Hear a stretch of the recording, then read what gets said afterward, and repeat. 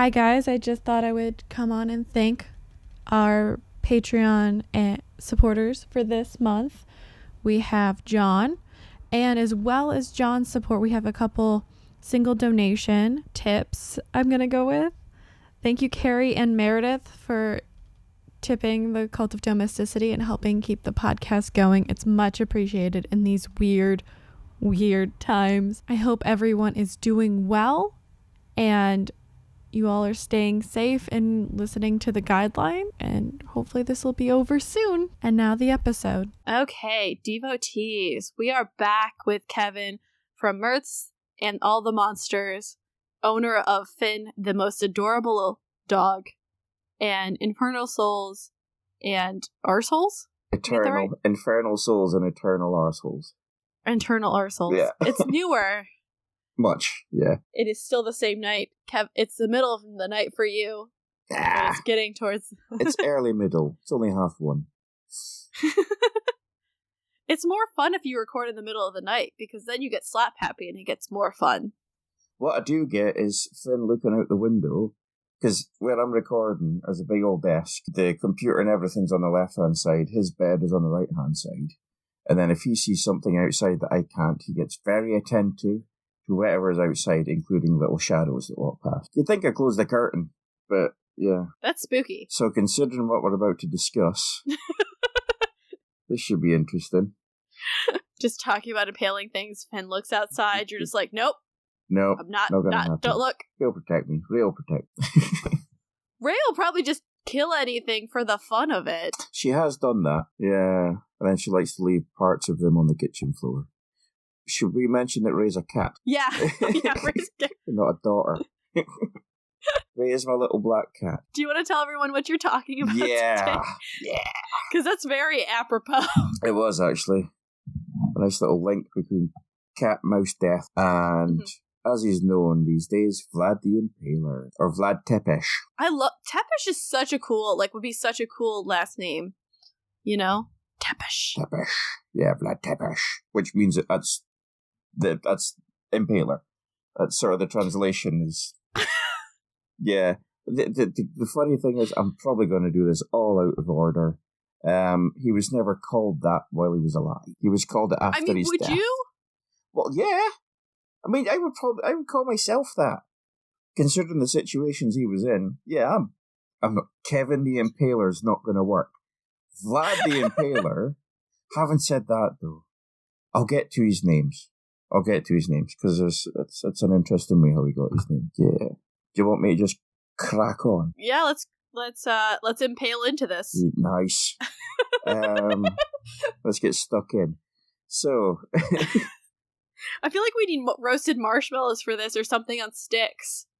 I've seen the meme, yeah, and he's looking at them going, oh, these are interesting. And it'll be the sticks, not the marshmallows.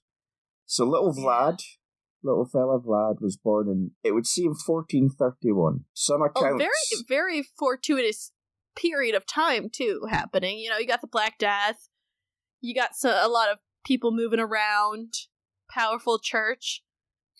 Yeah, church play a big role in this thing as well. It's meant to be 1430. What seems to be the general consensus, like 1428 or 1431.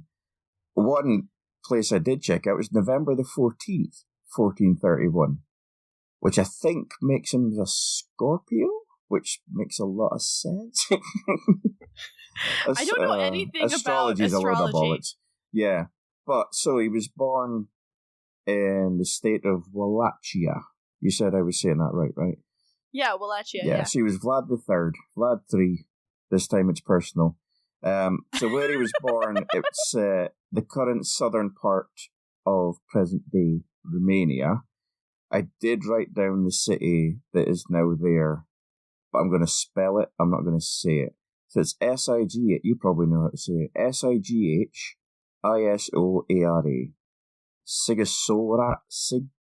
Sighisoara. It seems to be. That's in Transylvania. Let me pull this up. Yeah. Wow, that's the first thing that comes up when you search this shit. Yeah. You type in Vlad. As someone whose ex is named Vladislav, aka Vlad, that's really awkward. Vladislav makes an appearance later as well, actually.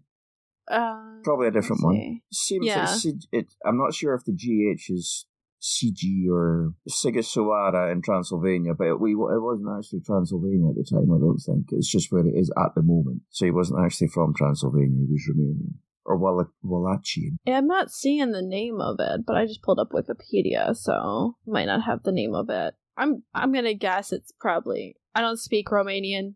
Well, I'm just... I should ask my mate. I'm just very good with Eastern European languages because I know enough people who have those names. That's fair enough. But that's where he was from. And that's the time he was born. So his mum, his believed to be mum, was a I love that phrase. Believed to be mum. Believed to be mum. Well, I'll get to the reason why. She was a Moldovan princess whose name was Kiajna. Oh, beautiful. No. That one I did check with my... I've got a Romanian friend. So that name is spelled Cneajna.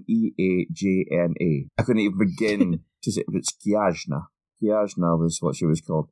But his dad, Vlad too, I've actually written it down here. He was a bit of a loose dick. He had... How so? he enjoyed the company of ladies. He frequented the pleasures of the flesh a lot. Oh, so his actual dick was loose. Yeah, it was all over the place. He stuck it here, he stuck it there. So Kiajna was the lassie who raised Vlad the Third, along with his two brothers, Radu and Mircea, I believe is how you pronounce it. Mircea, Mircea and Radu. They were his brothers.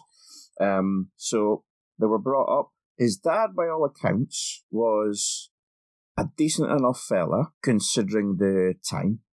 So, my history is minimal when it comes to this kind of thing, but where Wallachia was, it was sort of surrounded by Muslim-controlled Ottoman Empire on one side, and then there was the Christian side that was to the right of him, or the east, or whatever. And they were stuck in the middle, so Wallachia became a pivotal place to both sides. So Constantinople falls to the Ottoman Empire, aka what we now know as Turkey. Istanbul, not Constantinople, in 1453, if that tells you what's happening. So basically, in the world, you have the rise of the Islamic states, really the rise of the Ottoman Empire coming up, and that's a big threat to the church. You have, at this point, Spain is mostly covered by Muslim influences. We have the Reconquista, which will be finished in 1492. Oh, yeah. So you have this big battle of what's going to happen to Europe. Will it be taken over by the Ottomans, who are very good fighters? And so this is kind of the Balkans, Romania, that area is the border line between the Ottomans and the Christian West. Yeah. So they were in a bit of a shit sandwich, basically. Yeah, and the church isn't helping you too much in this situation because they're broke as fuck and just fighting to see which Italian pope, I believe. They're recovering their power after the Avignon papacy, which ended in 1376, and the Black Death has happened. So there's a lot of shit happening in Europe. There's a lot going on. Yeah. That isn't great. So it seemed like, this is sort of the impression that I got from it with Wallachia, was, no, I can't remember, is it the Suez, which is tactically, what's the place between, it's not Suez, what's the place, is it in Pakistan or between Pakistan and Afghanistan? It's incredibly important. That's what I think Wallachia seems to be. It seems to be big enough that they try and manage to live their own lives, but the Ottomans want it, the Christians want it, because it would basically complete their real-life game of Risk, I suppose. I think I want to say, it's something with a K. It is. Cashmere. Jumpers. Yeah, cashmere. I know it's a different kind of material. It's not cashmere jumper, it's Kashmir is the name of the place. But yeah, it's a small, almost insignificant thing on its own, but it's incredibly important. It's tactically, positionally. Yeah, that kind of. But that's how I pictured, Wallachia to be. So, Vlad II, who was known as Vlad Dracul.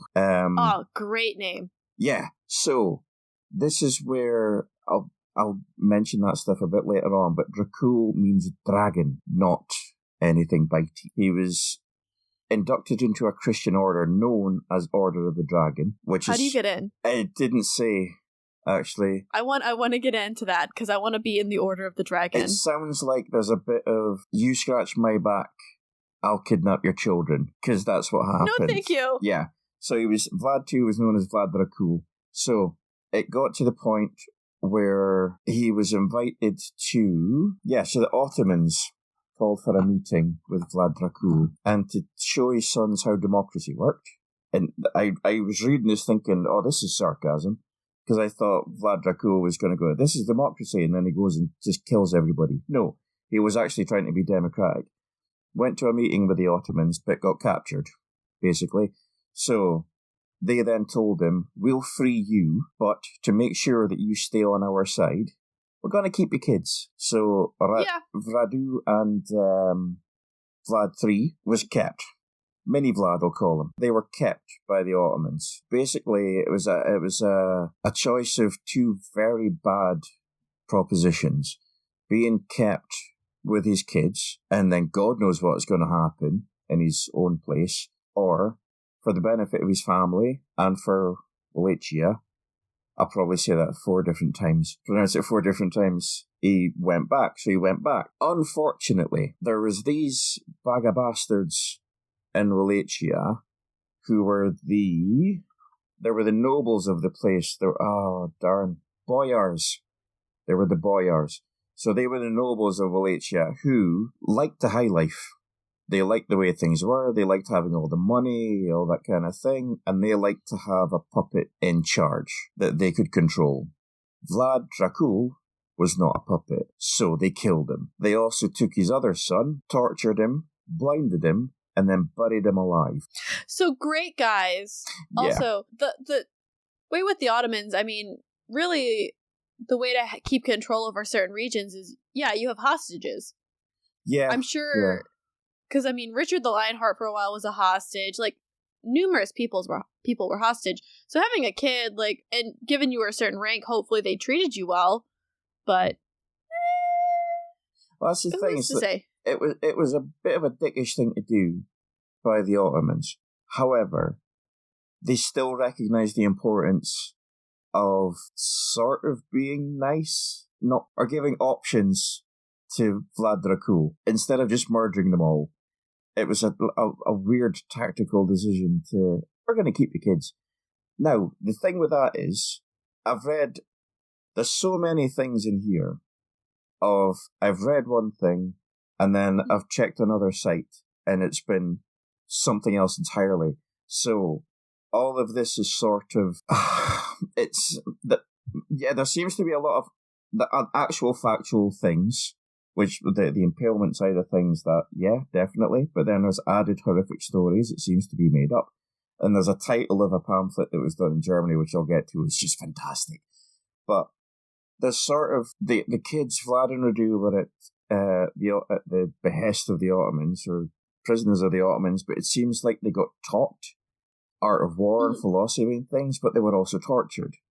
Now, I don't know if they were just tortured or if they got taught, or both. I couldn't find a sort of in between. I don't know if it was both or not. I don't think they were overly happy, but yeah. It could have been both because, I mean, think about it. If they educated them, you're indoctrinating these kids in your methods. But say your dad does something stupid, you hear your kid gets tortured. Yeah. Or they don't do something you like, you get tortured. Torture is a very good learning method, That's unfortunately, true, yeah. for the early modern world. The unfortunate thing that Vlad Dracul did was to get murdered, unfortunately. I think they were there for 6 years, which means that Vlad was, I think, about 17, 18. And they freed them. The Ottomans let them go, because what was the point of keeping them? But they didn't kill them, which I found a little interesting, but they let them go. There's no point keeping them. They're not hostages anymore. They're just 2 kids.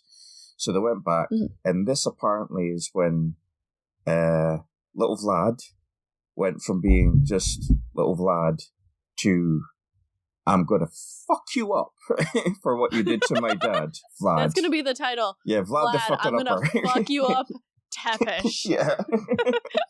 But yeah, so he was not a happy bunny, which is fair enough. And it was kind of worse down the line because Radu, they sort of became enemies, unfortunately.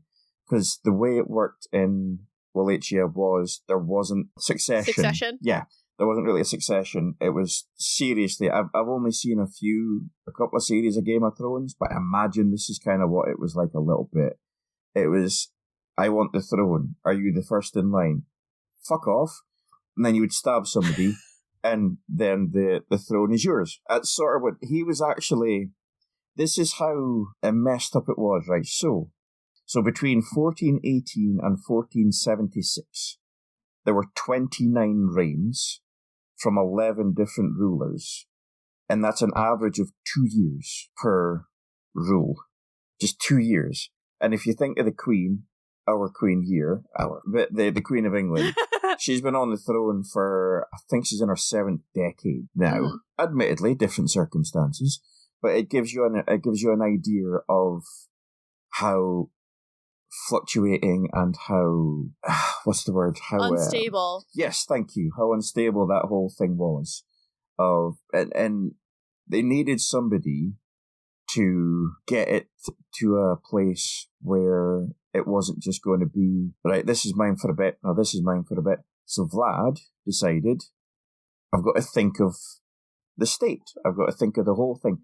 Because the way that the boyars were working, they were just thinking for themselves, about themselves. Like, we want this. I like my, what would have been a privilege back in the day. I like clothes and being able to wash. I don't know what the 1400s were like. I like all the horses and all the nice things. And having I like servants and folk to rape and all that kind of thing, and not worry about it. So, but it would seem that Vlad, this seemed to be a genuine thing, that Vlad, while his methods were kind of extreme, aggressive, they got things done. He was thinking about the state as a whole. As a lot of people aren't a fan of him because they see it as a socialism, and I must admit I'm not fully grasping of socialism and all that kind of stuff. But he wasn't.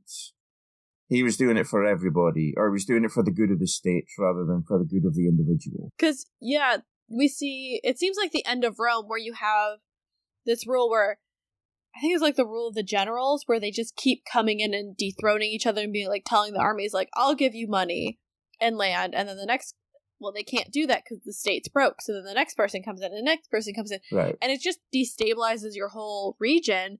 So if it's a linchpin region and you keep flipping over, that's a bad sign. Yeah. So I think what he was trying to do was to bring a stability to the region and bring a sort of pride to it. And the way he did this was, So he invited his enemies round. I just like, he did this through, So he had 3 reigns as, now, the title was actually a voivode. I believe it's Voivode. Yeah. That was the title. Voivode? Which I believe means warrior or something, like a ruler, something like that. So he did it 3 times. The middle time is the most important one. It was 1456, and he got a 6-year reign. And like I said before, the average was 2. So he did well, the wee boy. The first one, he came in for a bit, and then there was a bit of an uprising by Vladislav II. Told you Vladislav was going to make an appearance again. Vladislav had buggered off doing, stabby things to other people. Then he came back. Doing Vladislav things, yes. Yeah, and then he came back and said, Vlad, you mind, and Vlad you said, mind going fucking off to the store? And he goes, yeah. Yeah, I'm just going for a loaf of bread. But I think it was understood that Vladislav II was the man at the time. And Vlad said, fair enough, I'll bugger off. No need for the killings. But then he got 1456. Vlad took over, and he really took over. So all the nobles that were against him, he said, you know what? Come round. Have a bite to eat. And, we'll thrash it out. and things like that. So they had their meal, and I think, because it sounds idiotic that they went round, and they must have known, this dude's not one of us. But I just imagine the sort of arrogance of them is like, well, he's not going to do anything. We're us. What's he going to do? Yeah. What he did was, he didn't kill them there and then. That's one of the, I believe that's one of the rumours. Of he got his enemies round, they had their food, and then he just killed them all. He didn't do that. With this lot, the soldiers surrounded them at the end of the meal. They then marched the able-bodied one 50 miles away, and he made them build his mountain fortress. And they did this for months and months on end. And then those who survived were impaled. So it's a lose-lose situation. Great for Vlad, though. Like, think about that creativity. I'm not gonna kill you. No. I'm just gonna use you for manual labor. Yeah. And if you live, you die. Which I've seen, yeah, you get a nice spiky up your butt. Which I've seen someone, they were trying to figure out how you could be impaled and live and be like alive through the end of it, where they don't hit anything.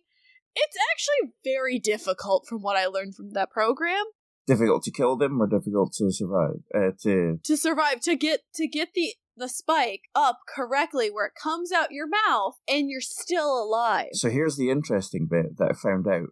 Not necessarily spiked, smooth-ended. Oh! Up your arse. Or, if you're a lady, yeah. No! Yeah, up the furry front bottom. So it would go up there, and because it was smooth-ended, it wouldn't pierce vital organs.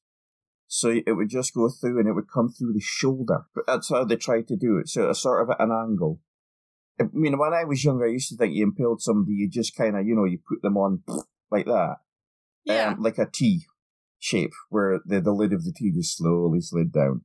I didn't realise it was actually it's vertical. They put them on, it's like up your chuff hole, and then through the shoulder, you miss the organs. Not always, because there was a lot of impaling going on. Apparently 20,000 people during his 6-year reign, apparently there's 20,000 folk of them were impaled. That's not all the people he killed, by the way. That's a quarter.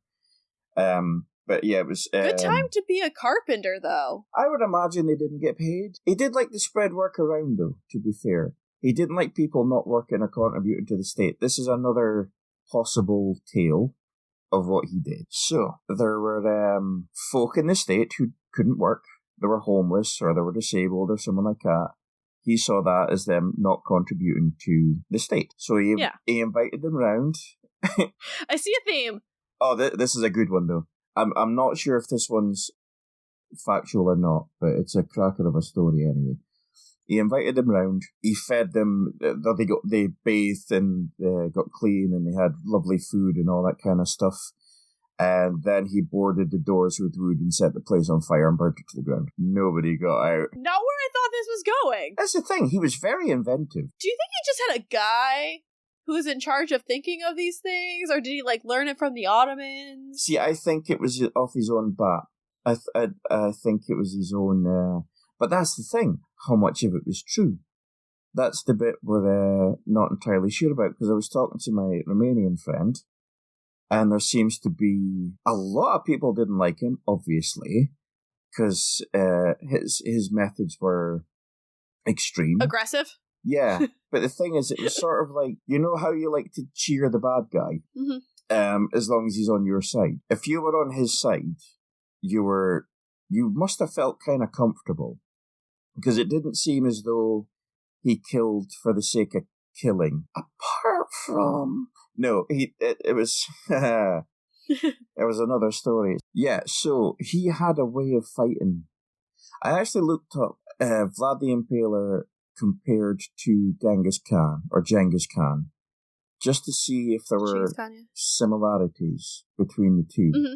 No, apart from the fact that if you were on their side, you were fine. You got looked after and everything. But Khan was more of a thinker strategist. I think this is right, if he wanted to take over a city, Genghis, he would give them a chance. And there were 3 flags. Can't remember the colours, let's just say red, white and blue. So if you put up a white flag, then the people of the town had a chance to surrender. They wouldn't be killed. blah, blah, blah, blah, blah, some arrangement would be made. If they turned that down after a certain amount of time, the next flag would go up, and it would be, okay, just give us the ones that you don't give a shit about. We'll kill him, and the rest of you. It was sort of like a percentage thing. And if they ignored that, the last flag went up, and if that last flag went up, you're fucked. They would go in, they would rampage, they would pillage, they would wipe the place out. What? Oh, I was just gonna say, the second flag seems like the decimation thing. Like, decimating a city literally means killing 10% of the city. Oh, the decade, right, okay. Yeah, because it's Roman, so it's... Yeah. A deca is 10. So... I learned. They would kill, like, 10% of the city, and, like, salt and pillage and all that. So, like, the city was still there, but they would just maybe move it or something. So it seems like he's like, okay, you need to give me a percentage. Yeah, I think but that's what it was. But if you don't even do that... Yeah, you just go wipe the fuck out. But then I realised that Vlad had a slightly different way of doing things. No flags? No flags.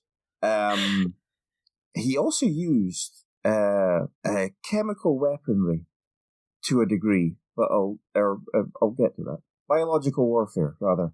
But because the size of Vlad's army and everything was always going to be almost insignificant compared to Ottomans and Christians. So when Turkey attacked, Vlad had a sort of scorch-the-earth policy when it came to fighting.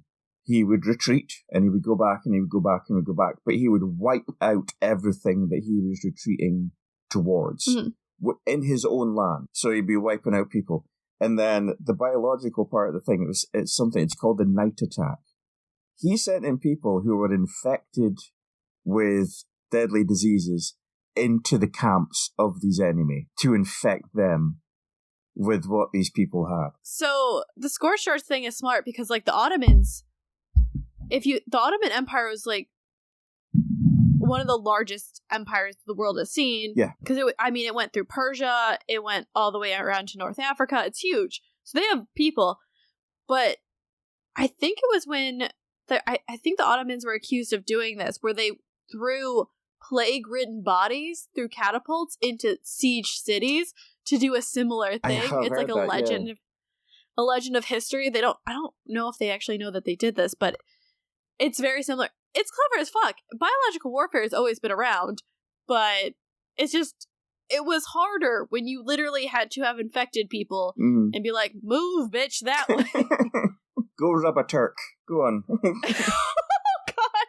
That could be taken so many ways. I know. But it's I don't want to admire him, but... It's clever as fuck. It's very, very clever. It's ingenious of what he was doing.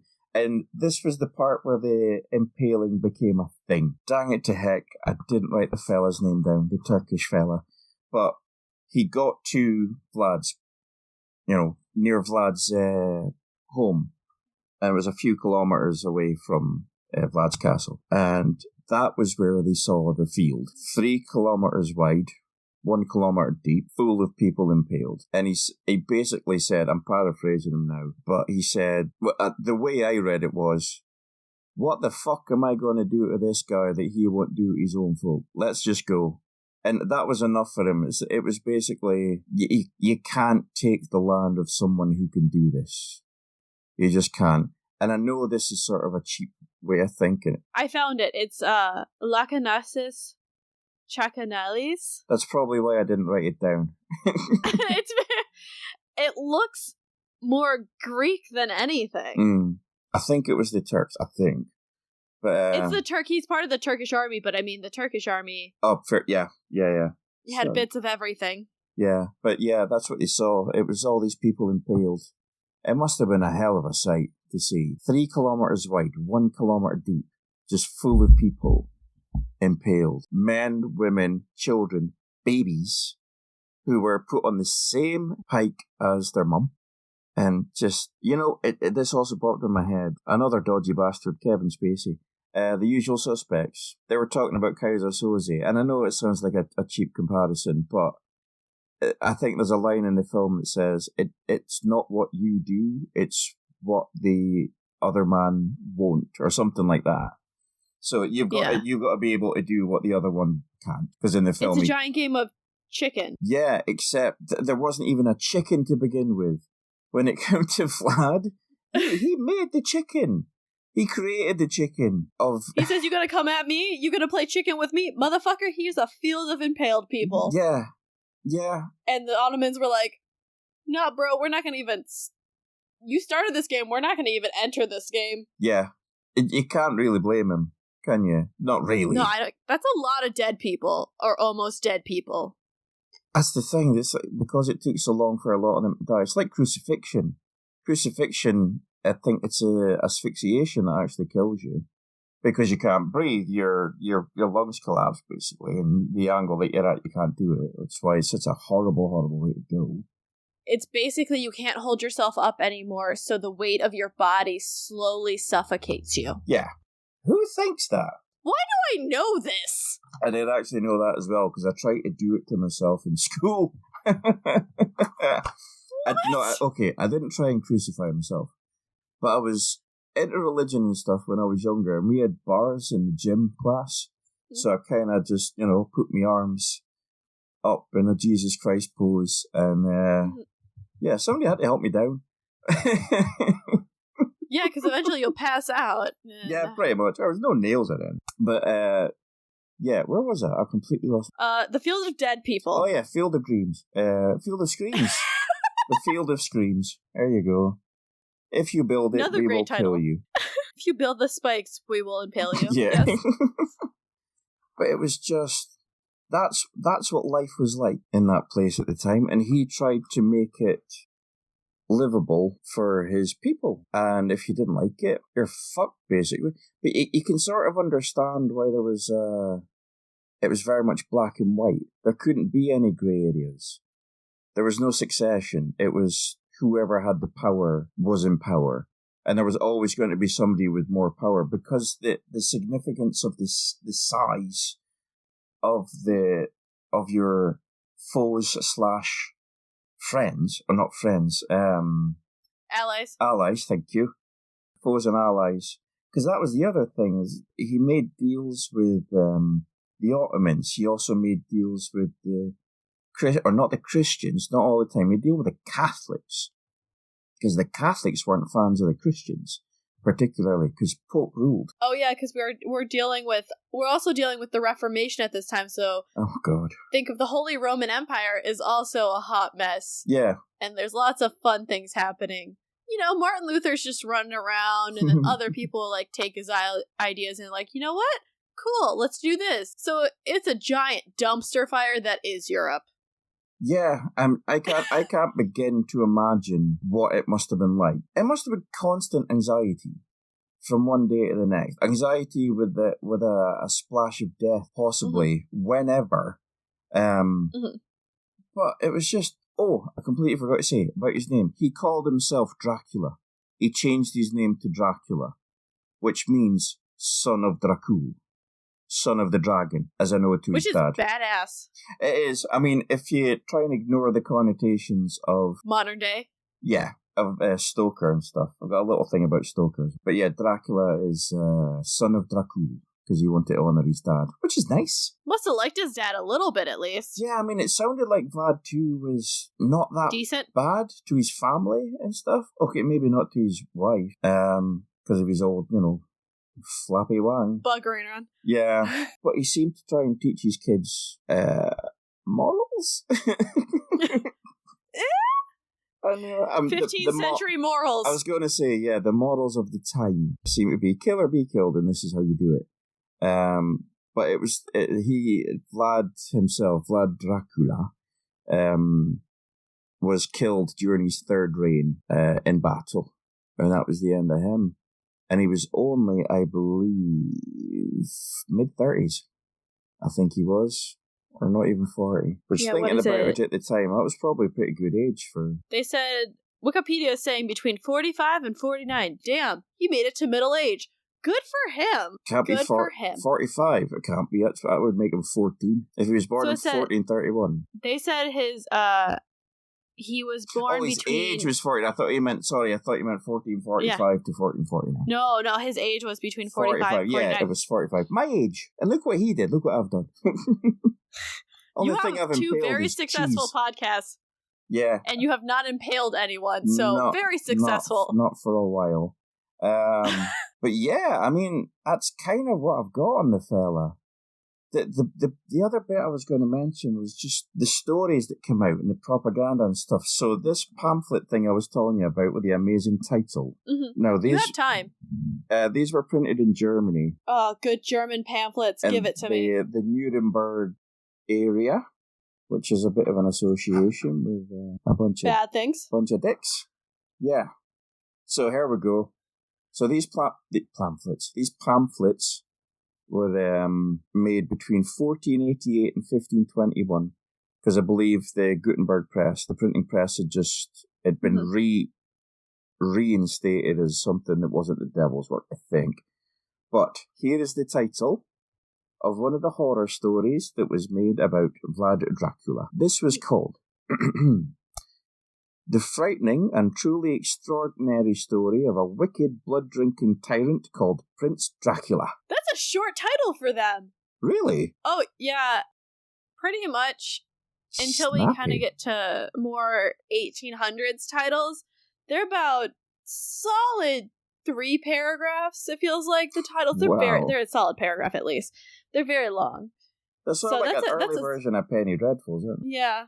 Yeah, I love that title, though. Prince Dracula, blood drinking. And the blood drinking's bollocks, by the way. Oh, yeah. According to my Romanian friend, anyway, who is a fan of Vlad himself.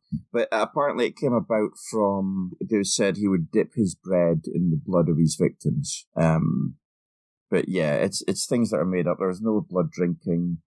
Dracula itself, nothing to do with Dracula. Kind of thingy. It seems like Stoker took the name, but the character itself of Count Dracula from Bram Stoker's novel and thus on from there on. Not based on Vlad, just the name. Disappointing, because Țepeș is very fascinating. There is a book, a novel that came out. I think it's called like The Historian, that I tried to make my way through. It's very long. And it's kind of the theme of if Vlad Tepes was Dracula and like where is he and all that stuff. And it was really cool. Just very long. Good. Just like a tome. Right, okay. I say it's not based on him. There was dang it, there's something else I didn't write down. There was a book sort of written in the 1800s by William somebody or other. I don't think that was his real surname. But it was about Vlad himself, and apparently it was known that Stoker had read this book. So there is a chance that the character of Dracula was inspired by Vlad himself, but the connection between the two, and I'm just talking about the novel here, if you ignore the films and stuff like that, especially the so-called Bram Stoker's Dracula with Keanu Reeves and... Oh, Gary Oldman? Yeah. The like 90s version? Oh, that version is weird as fuck. Yeah, it is sort of faithful to the book. Yeah, however, no. So yeah, you could say that there is a connection between Stoker's Dracula and Vlad. It kind of has to be it was called Dracula, so it would be odd if it would be a hell of a coincidence to, where'd you get the name from? Oh, I just made it up, in his little Irish head. But yeah, so that's what I was talking about, the propaganda side of things. Because obviously when you've got somebody like Vlad and the way he dealt with things, there's going to be a lot of people who's not a fan, and they're going to make him to even more of a monster than he actually was. And apparently Țepeș, it now means devil in Romanian. So it was used, I think, for Impaler, Vlad the Impaler, but Vlad Tepes is devil. It now means devil. Still a badass name. It's a very cool name. Vlad Dracula Devil, Țepeș Impaler Devil. So yeah, he was rocking a very cool mustache as well. Oh, probably the best known image of him is Pretty Boss. Yeah. He's got a great hat. Is that Ottoman inspired, that hat? That region, or is it just that region? It looks Ottoman inspired. Yeah. I've watched a decent chunk of Magnificent Century, and they have and I've seen Ottoman art, and it seems pretty... It seems like a hodgepodge of regional and Ottoman, but the picture everyone thinks of is the Ambras Castle Portrait of Vlad, it's around 1560, and it's a copy of the original. So we don't know what the original looks like, but it's definitely they know it's a copy from later on. But, I mean, great mustache, really great hair. I mean, he has pretty long hair. He's rocking some velvet. He's living a good life. Yeah, I mean, he did well for himself, considering. Considering he was between two major powers, if you're going to count the Catholics as a power. Yeah, it couldn't have been easy at all for anybody at that time. So you had to be a bit of a bastard for yourself and for the people that you thought mattered. And to him, the people that mattered was the people of his land. So, and he must have impressed them enough that he still remembered fondly. There's a village called Aref, I believe, or it's Arif, or it's Aref anyway, and there's oral stories that have passed down for centuries, and they still talk about him now in loving tones. Because I believe it was that area that he retreated back to. It was where the fortress place was. So that's where he was looked after by locals and stuff like that, and he's still thought of in a massively positive light. And you can get why.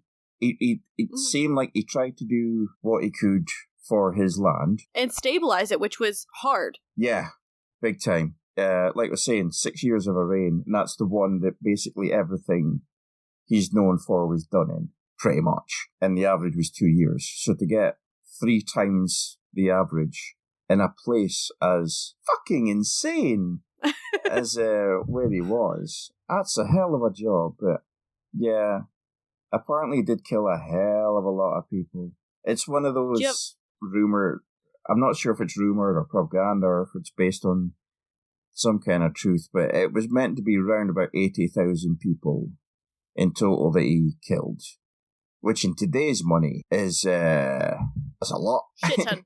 Yeah, that's everybody. But it's of those 80,000, apparently a quarter of them he impaled, or it's sort of that bit is sort of recognised that he impaled 20,000 people or so. That's still really impressive. Oh, and he used to dine amongst them. He would eat his dinner around people who were on spikes and stuff, and this hurts. Oh, my bumhole, etc. And he'd be going, I just need some bread in my blood here. But again, it's one of those things. Is it true? Is it not? Is it not a reputation? Did his enemies say that thing? Did he start that kind of thing? That if it's a rumour, that he's that uncaring of the people who will go up against him, he's more than happy to listen to them and watch them die while he's having his tea. That seems like a Monty Python sketch. I'm not going to lie. It does a bit, doesn't it? Well, they copied enough people. They might as well copy him. Yeah. Do you want to tell everyone about your less murdery podcast? My less murdery so they can one. go find. Yeah. It's Mirths and Monsters. Mirths and Monsters. Which is... There's no swearing. I said bugger once in one episode, and I've not done it since. But yeah, it's good. It's about Nessie. There's an episode about trolls, dragons, leprechauns, unicorns, merfolk. Just as a whole load of different things. And yeah, it's a lot of fun. It comes out every so often. So I am trying to get more organised with that. I really, really am. But it's at most every fortnight recently. So yeah, it's fun. It's a palate cleanser is how it's been described. Yeah. Should I mention it's award-winning? I don't like saying that, but I do like saying that. Yes, mention it because you deserve it. Okay, it's an award-winning podcast. It won a Discover Pod Award for Best Family and Kids podcast a few months ago. And it's been described as a palate cleanser to all the true crime and things that you can get out. And they're not too long, so it keeps kids' attention. It's like 20 minutes at most. Yeah. Unfortunately, we now have to leave Kevin. Yes. It is very late in his time zone. It's 2:25. He's got to go get his crock pot all set up. Yeah, got another 20 minutes, so I'll watch a little bit of wrestling, then I'll turn off my chicken. Well, thank you, Kevin, for coming on. Oh, it's been so long trying to get this together, isn't it? Wow. It's been months. I People know. don't realize it. It's been months. Good Lord. We've really just missed each other, so we wanted to hang out. So I'm not sorry you got to listen to us hang out and talk about horrible things, because you missed the hour of us talking around random bullshit. Swearing at trains. Oh, so much swearing at trains. There was, I think we determined 7 trains. Noisy ones, too. I'll be back next week with a new guest. Who will it be? Who's to say? It just depends who is available to record next. So we'll see you guys later. Bye! Bye-bye. Alcatraz opened in 1934. I arrived in 1935. And I'm still here. I'm Charlie the Bagman Baglin. And I'm dead. Tune in every fortnight to hear about some of the nastiest inmates the Rock has had. Learn about Alcatraz, about me, and the fun I have with ghost hunters. I'm behind you, Baggins. Episode 1 is about Al Capone, the banjo-playing, tax-dodging numpty. Join me, Charlie, from the 6th of October on Infernal Souls and Eternal Arseholes. Available on Acast, Spotify, and most other podcast players. In 5, 4, 3. Hey everybody, this is Danielle. And this is Daniel. And I'm Carla, and we are Hoosier Homicide. A true crime podcast by Hoosiers for Hoosiers, or for anyone that doesn't know what a Hoosier is. Whoa. I don't know what a Hoosier is. Do you? Yes, as a matter of fact, I do. Great. We don't need to look anything up.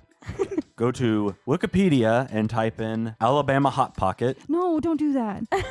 and that'll tell you what a Hoosier is. Just come listen to us. You'll find out. Anyway, you can find us on Twitter and Instagram. Our handle is @Hoosier Homicide. You can also download any episode you prefer off of Stitcher, Podbean, iTunes, Google Play, and Spotify. We tell true crime stories with some random connection to our home state of Indiana, so come listen. That's what she said. For the love of God. And for honest to goodness, Stay out of the corn. Pretty good. Cult of Domesticity. We're available on all podcatchers. Remember to rate, review, subscribe to help spread the word, or just force other people to listen to it. Our Facebook and Twitter are @Domestic Podcasts, and our Instagram is @The Cult of Domesticity. We also have podcast merch at Threadless. As well, if you want to support us financially or show some appreciation, we have a PayPal tip jar and a Patreon, which has some pretty great perks. Any topic suggestions, feel free to email us at domesticpodcast@gmail.com.